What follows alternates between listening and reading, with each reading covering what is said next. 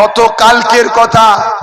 আমি তো এখন রাত করে শুতে হচ্ছে, অনেক কাজ আছে, সামনে পরীক্ষা এসেছে জানেন তো নাকি, ওই জন্য একটুখানি পড়াশোনা বেশি করে করতে হচ্ছে। তাই সকালে উঠে যখন গাড়িতে বসেছি তখন মোবাইল ঘাঁটছি, তার আগে তো দেখার সময় পাইনি। দেখে বড় কষ্ট লাগলো।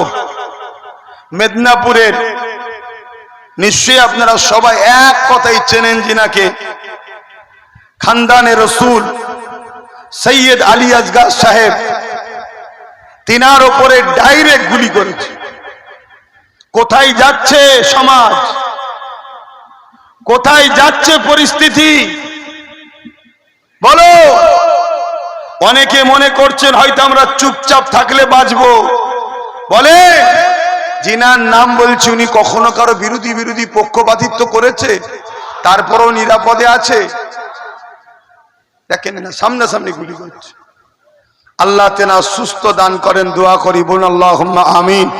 কিন্তু কত দুঃখের বিষয় বলুন তো, এই বাংলাতে রুহু মাওলানা রুহুল কুদ্দুস সাহেব শহীদ হয়ে গেলেন।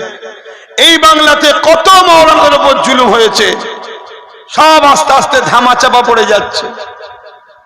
ভেবে দেখো, আমি তুমি মনে করছি সব ঠিক চলছে, না, কিছুই ঠিক নেই, কিছুই ঠিক নেই। উদাহরণস্বরূপ সালাউদ্দিন আইবি হুজুরের কথাটা বলছিলাম, একটু বলেলি তারপর অন্য আলোচনা করছি। হযরতে সালাউদ্দিন আইবি মসজিদে আকসাকে চেনেন তো আপনারা, যেটা প্যালেস্তাইনে আছে মসজিদে আকসা। ওই মসজিদে আকসা হচ্ছে ইসলামের প্রথম কেবলা, আমাদের প্রথম কেবলা। ওই মসজিদে আকসা প্রায় দখল হয়েছে, জালিমরা, ইসলাম বিদ্বেষীরা মসজিদে আকসাকে প্রায় দখল করেছে। হযরতে সালাউদ্দিন আইবি তখন বয়স ছোট ছিল, তখন এই মসজিদে আকসাকে সেলিবিরা দখল করে লাই।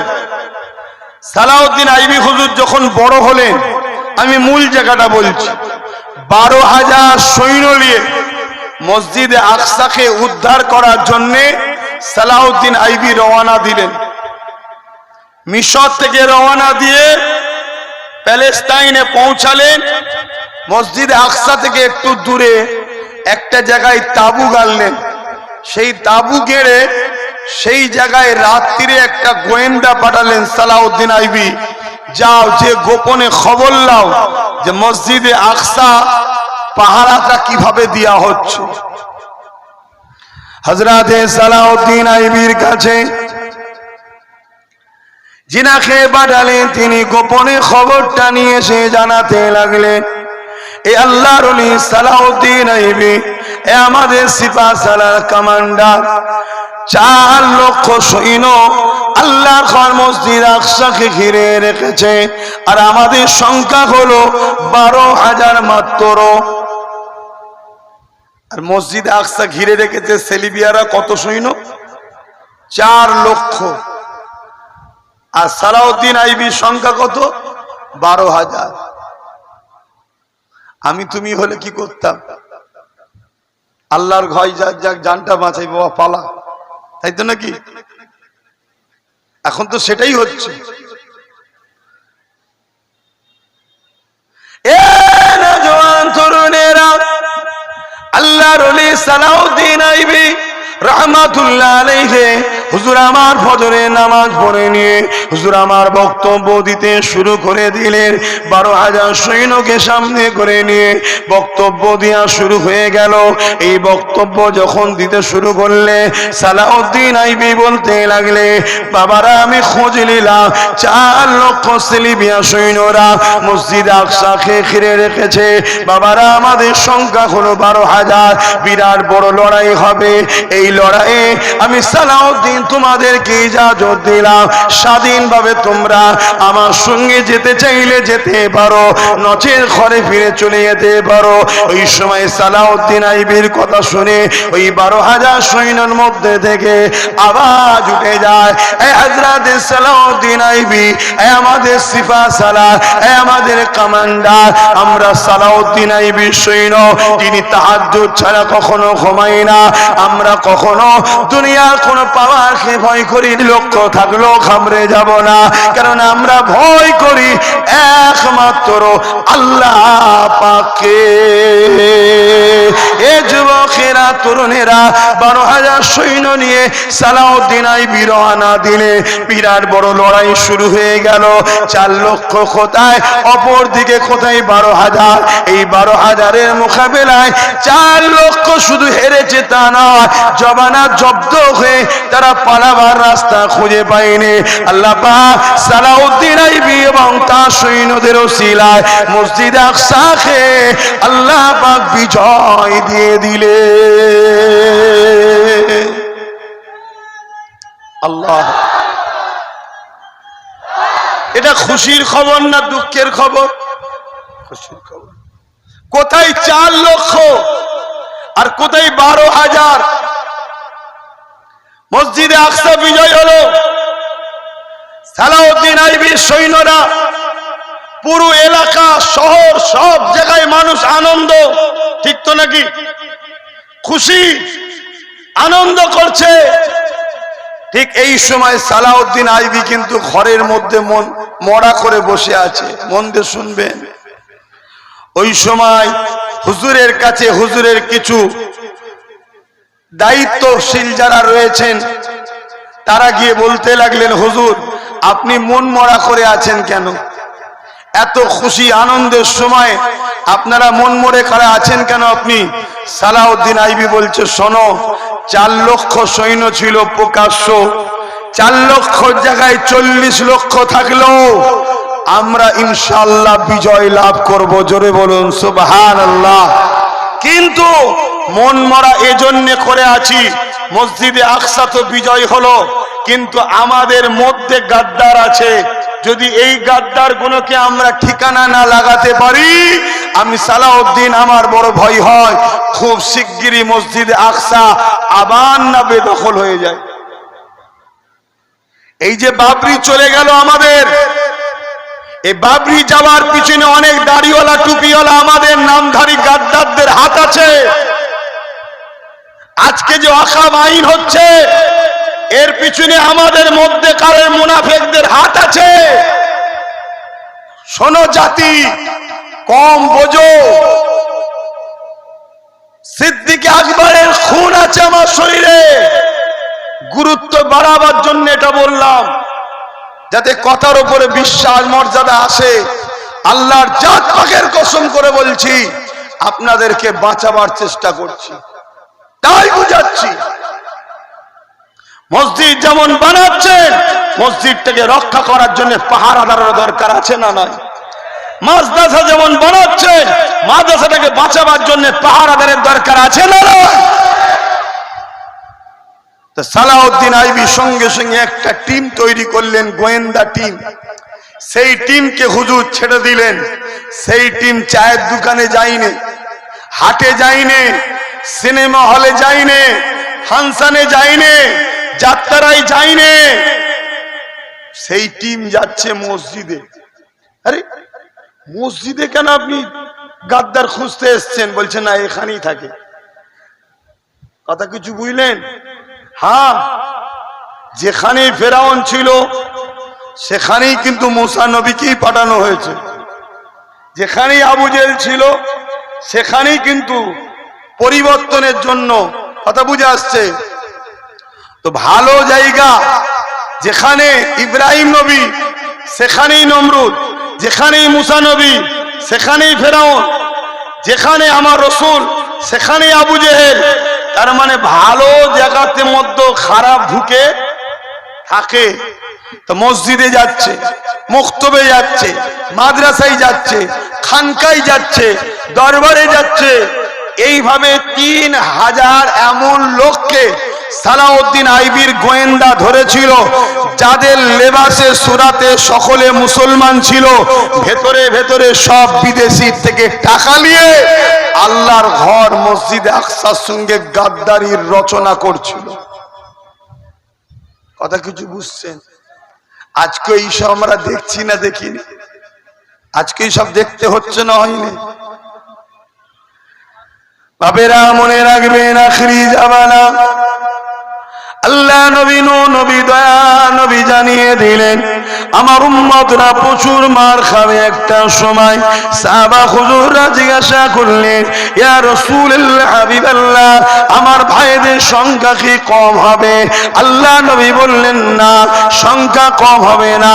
তাহলে মার খাবে কেন? আল্লাহ নবী জানিয়ে দিলেন, তাদের মধ্যে আল্লাহর ভয় উঠে যাবে, তারা তাগুতি শক্তিকে ভয় করবে, জালিম শাসককে ভয় করবে, মৃত্যুকে তারা ভয় করবে। এ যুবকেরা, তরুণেরা, বাপেরা, আজ আমরা দুনিয়া জুড়ে মার খাচ্ছি, বাংলা তো মার খাচ্ছি। মিলিয়ে দেখুন আমাদের মধ্যে খসলতটা ঢুকেছে না ঢুকে না? আমরা আল্লাহকে ভয় করি না, আমরা জালিম শাসককে ভয় করি।